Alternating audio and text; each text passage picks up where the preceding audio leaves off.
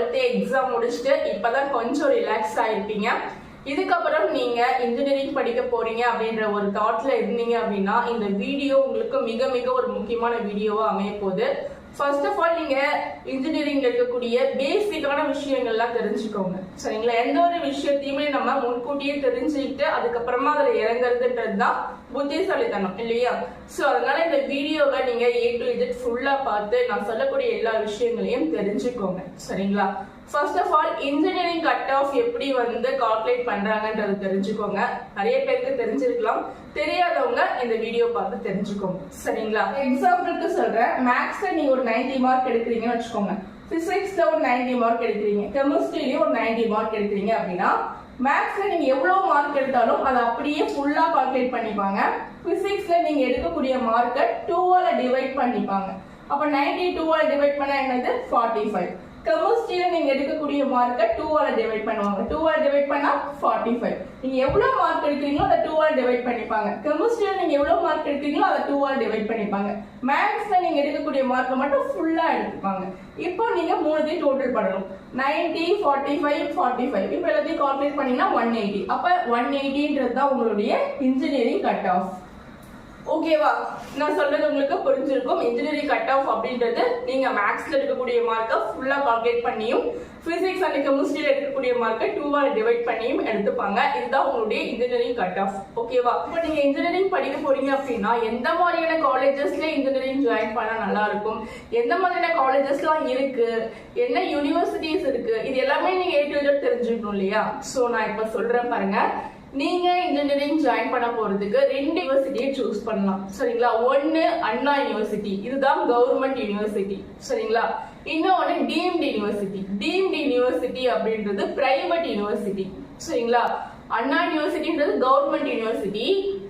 இந்த deemed university எல்லாமே private university, அவங்களவே பொதுவா எடுத்து நடத்தக்கூடிய ஒரு university. Government school private school மாதிரி தான். சரிங்களா? அண்ணா யூனிவர்சிட்டின்றது கவர்மெண்ட் யூனிவர்சிட்டி, டீம்டு யூனிவர்சிட்டின்றது பிரைவேட் யூனிவர்சிட்டி. இப்போ அண்ணா யூனிவர்சிட்டிக்கு கீழே நிறைய காலேஜஸ் ரன் ஆயிட்டு இருக்கும். சரிங்களா?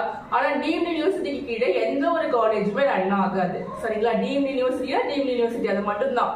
அதுக்கு கீழே எந்த விதமான காலேஜஸ்மே ரன் ஆகாது. ஓகேவா? அதுக்கான ஒரு அப்ரூவல் டீம்டு யூனிவர்சிட்டிக்கு கிடையாது.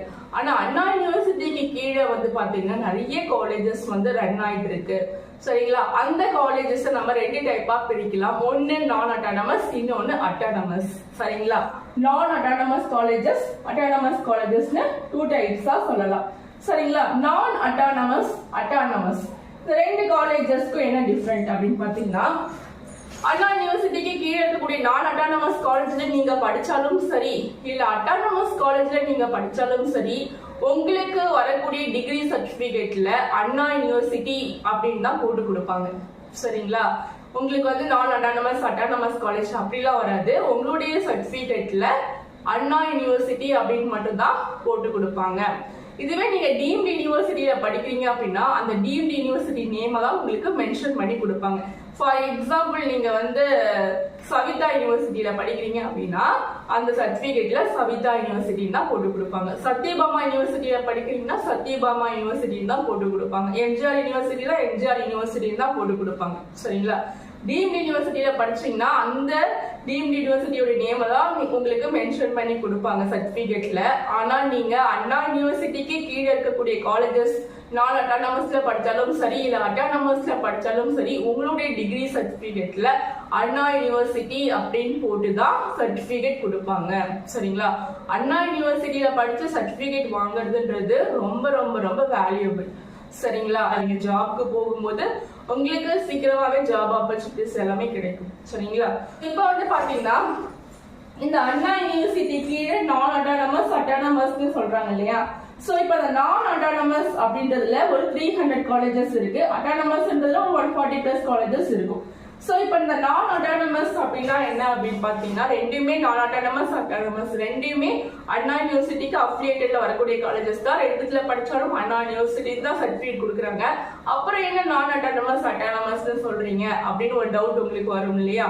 சோ இப்போ அட்டானமஸ் அப்படின்னா என்னன்னு பாத்தீங்கன்னா, ஒரு காலேஜ் ஓபன் பண்ணி 10 இயர்ஸ் ஆயிருக்கணும்.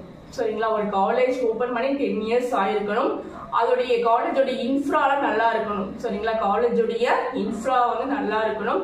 அங்க இருக்கக்கூடிய ஃபேக்கல்டி வந்து நல்ல வெல் குவாலிஃபைடா இருக்கணும். ஸோ இது எல்லாத்தையும் பார்த்துதான் அந்த காலேஜ்க்கு வந்து பாத்தீங்கன்னா அட்டானமஸ் அப்படின்ற ரெகக்னேஷனை கொடுப்பாங்க. சரிங்களா. சோ சாதாரணமா ஒரு காலேஜ்க்கு அட்டானமஸ் அப்படின்ற ரெகக்னேஷனை கொடுக்க மாட்டாங்க. நான் சொல்லக்கூடிய எல்லா விஷயமும் கரெக்டா இருந்தா மட்டும்தான் அந்த காலேஜ்க்கு அட்டானமஸ் அப்படின்ற ரெகக்னேஷனை கொடுப்பாங்க. சரிங்களா. அட்டானமஸ் காலேஜ்ல படிக்கக்கூடிய ஸ்டூடெண்ட்ஸ்க்கு அந்த காலேஜே வந்து அவங்களுக்கான சிலபஸை ப்ரிப்பேர் பண்ணி கொடுப்பாங்க. அவங்களுக்கான பேப்பர் வேல்யூஷன் அவங்களே பண்ணுவாங்க. எல்லாமே அவங்களே பண்ணிப்பாங்க. ஆனா நான் அட்டானமஸ்ல படிக்கக்கூடிய ஸ்டூடெண்ட்ஸ்க்கு எல்லா தமிழ்நாடு ஃபுல்லா இருக்கக்கூடிய எல்லா ஸ்டூடெண்ட்க்கும் ஒரே மாதிரி கொஸ்டின் பேப்பர் தான் இருக்கும். சரிங்களா. நான் அட்டானமஸ்ல படிக்கக்கூடிய எல்லா ஸ்டூடெண்ட்ஸ்க்கும் தமிழ்நாடு ஃபுல்லாவே ஒரே கொஸ்டின் பேப்பர் தான் இருக்கும். சரிங்களா. இப்ப நீங்க பப்ளிக் எக்ஸாம் எழுதுறீங்க அப்படின்னா பப்ளிக் எக்ஸாம் தமிழ்நாடு ஃபுல்லா ஒரே கொஸ்டின் பேப்பர் தானே இருக்கு. அதே மாதிரி நீங்க நான் அட்டானமஸ்ல படிக்கிறீங்க அப்படின்னா நான் அட்டானமஸ்ல படிக்கக்கூடிய எல்லா ஸ்டூடெண்ட்ஸ்க்கும் தமிழ்நாடு ஃபுல்லா ஒரே கொஸ்டின் பேப்பர் தான் இருக்கும். சரிங்களா. இதுவே அட்டானமஸ் அப்படின்னும் போது காலேஜுக்கு காலேஜ் டிஃபர் ஆகும். சரிங்களா. சிலபஸ் அண்ட் பேப்பர் வேல்யூஷன் பண்றது எல்லாமே ஓகேவா. இப்போ அட்டானமஸ் காலேஜ்ல படிக்கும் போது அவங்களாவே சிலபஸ் ப்ரிப்பேர் பண்ணி அவங்களாவே பேப்பர் வேல்யூஷன் பண்றாங்க. ஆனா நான் அட்டானமஸ்ல உங்களுக்கு அண்ணா யூனிவர்சிட்டி தான் உங்களுக்கு சிலபஸ் ப்ரிப்பேர் பண்ணி கொடுக்குறாங்க. அவங்க தான் உங்களுக்கு பேப்பர் வேல்யூஷனும் பண்ண போறாங்க. உங்களுடைய பேப்பர் வந்து பாத்தீங்கன்னா ஒரு ஜோன்ல இருந்து இன்னொரு ஜோனுக்கு மாத்தி போகும். சரிங்களா. சோ அதனால உங்களுக்கு வந்து யார் பேப்பர் திருத்துறாங்கன்னு தெரியாது, எப்படி மார்க் போடுறாங்கன்னு தெரியாது. சோ அந்த மாதிரியான டிஃபிகல்டிஸ்லாம் நான் அட்டானமஸ்ல இருக்கு. அட்டானமஸ் அப்படின்னும் போது உங்களுடைய காலேஜ்ல தான் பேப்பர் வேல்யூஷன் பண்றாங்க. அவங்களே தான் சிலபஸ் ப்ரிப்பேர் பண்றாங்க. சரிங்களா. அவங்களே தான் கொஸ்டின் பேப்பர் ரெடி பண்றாங்க. சோ எல்லாமே A to Z அவங்க தான். சரியா. ஆனா நான் அட்டானமஸ்ல நான் யூனிவர்சிட்டியில யாரோ ஒருத்தவங்க ப்ரிப்பேர் பண்ணக்கூடிய கொஸ்டின் பேப்பர் தான் உங்களுக்கு வரப்போகுது. பேப்பர் வேல்யூஷனும் யார் பண்ணுவாங்கன்றதே தெரியாது. சரிங்களா. ஜோன் டு ஜோன் உங்களுடைய பேப்பர்ஸ் வந்து சேஞ்ச் ஆகி போகும். சோ இந்த மாதிரியான டிஃபிகல்டிஸ் எல்லாம் இருக்கு. சரிங்களா. டோட்டலா வந்து பாத்தீங்கன்னா அட்டானமஸ்ல இருக்கக்கூடிய ஸ்டூடெண்ட்ஸ் வந்து சீக்கிரத்துல பாஸ் பண்ணிடுவாங்க. நான் அட்டானமஸ்ல இருக்கக்கூடிய ஸ்டூடெண்ட்ஸ் கொஞ்சம் கஷ்டப்பட்டு பாஸ் பண்ணி வர மாதிரி இருக்கும். சரிங்களா. இதுதான். அதுக்கப்புறம் வந்து பாத்தீங்கன்னா உங்களுக்கு டீச்சர்ஸ் என்ன பண்ணுவாங்க, பப்ளிக் எக்ஸாம் வரதுக்குள்ள சிலபஸ் முடிக்கணும்னு ஒரு ஃபாஸ்டா போய் முடிச்சுட்டு இருப்பாங்க இல்லையா. சோ நான் அட்டானமஸ்லயும் அதே மாதிரி தான். உங்களுடைய பேப்பர் வந்து எந்த ஜோனுக்கு போகுதுன்னே தெரியாது. அதனால அதுக்குள்ள கரெக்டா சிலபஸ் முடிச்சிடணும் அப்படின்ட்டு சிலபஸ்ல தான் அதிக ஃபோக்கஸ் பண்ணுவாங்க. ஆனா அட்டானமஸை பொறுத்த வரைக்கும் அவங்க தான் பேப்பர் வேல்யூஷன் பண்றாங்கன்றதுனால சிலபஸ்க்கு மட்டும் அதிக இம்பார்ட்டன்ஸ் கொடுக்காம எம்ப்ளாய்மெண்ட் ட்ரைனிங்க்கும் அதிக இம்பார்ட்டன்ஸ் கொடுப்பாங்க. சரிங்களா. சோ இதுதான் வந்து உங்களுக்கு அட்டானமஸ் அண்ட் நான் அட்டானமஸ்ல இருக்கக்கூடிய டிஃபரெண்ட். ஓகேவா. நான் அட்டானமஸ்லயும் படிக்கலாம், அட்டானமஸ்லயும் படிக்கலாம். அட்டானமஸ் அப்படின்றது நான் அட்டானமஸோட கொஞ்சம் பெட்டர். சரிங்களா. அதுக்கப்புறம் வந்து பாத்தீங்கன்னா டீம்டு யூனிவர்சிட்டியும் கிட்டத்தட்ட அட்டானமஸ் மாதிரி தான். அட்டானமஸ் எப்படி அவங்களுக்கான ப்ராசஸ் அவங்களே பண்ணிக்கிறாங்களோ அதே மாதிரி டீம்டு யூனிவர்சிட்டியும் அவங்களுக்கான சிலபஸ் எல்லாத்தையும் அவங்களே ப்ரிப்பேர் பண்ணிப்பாங்க. சரிங்களா. அட்டானமஸ் காலேஜ்ல இப்போ அவங்க சிலபஸ் ப்ரிப்பேர் பண்றதா இருந்தாலும் சரி, கொஸ்டின் பேப்பர் ப்ரிப்பேர் பண்றதா இருந்தாலும் சரி, கொஞ்சம் கன்சல்ட் பண்ணுவாங்க அண்ணா யூனிவர்சிட்டி கூட. ஆனா டீம்டு யூனிவர்சிட்டியை பொறுத்த வரைக்கும் அவங்களே தான் ராஜா. சரிங்களா. அவங்க யார்கிட்டையும் எந்த விதமான கன்சல்டும் பண்ண மாட்டாங்க. அவங்களே தான் முடிவு எடுத்துப்பாங்க. அவங்களே தான் எல்லாமே பண்ணிக்கிறது. அவங்களே தான் முடிவு எடுத்துப்பாங்க. சரிங்களா. அப்போ டீம்டு யூனிவர்சிட்டிலையும் பாத்தீங்கன்னா எம்ப்ளாய்மெண்ட் ட்ரைனிங்லாம் ஓரளவுக்கு நல்லாவே இருக்கும். ஸோ அப்போ அட்டானமஸும் டீம்டு யூனிவர்சிட்டியும் ஓரளவுக்கு ஈக்குவல்னு சொல்லலாம். ஆனா டீம்டு யூனிவர்சிட்டின்றது பிரைவேட் யூனிவர்சிட்டி, அட்டானமஸ் அப்படின்றது அண்ணா யூனிவர்சிட்டி. சரிங்களா. அண்ணா யூனிவர்சிட்டிக்கு அஃபிலியேட்டட் காலேஜ் தான் நம்ம அட்டானமஸ் காலேஜ்னு சொல்றோம். சோ அப்போ உங்களுக்கு புரிஞ்சிருக்கும். சரிங்களா. எந்த காலேஜ்ல ஜாயின் பண்ணா நல்லது அப்படின்ட்டு. சரிங்களா. ஸ்டூடெண்ட்ஸ் வந்து பாத்தீங்கன்னா அட்டானமஸ் காலேஜ் தான் லைக் பண்ணுவாங்க. ஏன்னா இந்த மாதிரியான விஷயங்களுக்காக தான். சரிங்களா. சோ இப்போ உங்களுக்கு தெளிவா புரிஞ்சிருக்கும் எந்த காலேஜ் சூஸ் பண்ணலாம், எது எதை விட பெட்டர் அப்படின்றது. சரிங்களா. இன்னொரு விஷயம் என்ன அப்படின்னு பாத்தீங்கன்னா இப்போ நீங்க காலேஜ் ஜாயின் பண்றது வந்து பாத்தீங்கன்னா 2 விதமா ஜாயின் பண்ணலாம். ஒன்னு மேனேஜ்மெண்ட் கோட்டா, இன்னொன்னு கவர்மெண்ட் கோட்டா. சரிங்களா. இப்ப இந்த மேனேஜ்மெண்ட் கோட்டால நீங்க ஜாயின் பண்ணும்போது நான் அட்டானமஸா இருக்கட்டும், அட்டானமஸ் காலேஜா இருக்கட்டும், மேனேஜ்மெண்ட் கோட்டால நீங்க ஜாயின் பண்ணீங்க அப்படின்னா ஒரு சில காலேஜஸ்ல டொனேஷன் கேட்பாங்க. காலேஜுடைய வளர்ச்சிக்கான நிதியை உங்ககிட்ட இருந்து நன்கொடையா வாங்கிக்கிறாங்க. இதுக்கு பேர் தான் டொனேஷன். சரிங்களா. ஸோ அப்போ நீங்க 1 லட்சமோ இல்ல 2 லட்சமோ சம்டைம் வந்து 10 லட்சம் 20 லட்சம் வாங்கக்கூடிய காலேஜஸும் இருக்கு. சரிங்களா?